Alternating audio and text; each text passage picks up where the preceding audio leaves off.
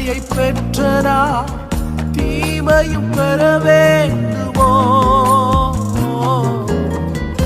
உமது கரத்திலே நன்மையை பெற்றனா தீமையும் பெற வேண்டுமோ? ஏப்பா கொடுத்தீங்க, எதுக்குப்பா எடுத்தீங்க? ஏப்பா கொடுத்தீங்க, எதுக்குப்பா எடுத்தீங்க? கேள்வி கேட்க தைரியம் இல்லையே உங்களை பார்த்து, கேள்வி கேட்க தைரியம் இல்லை.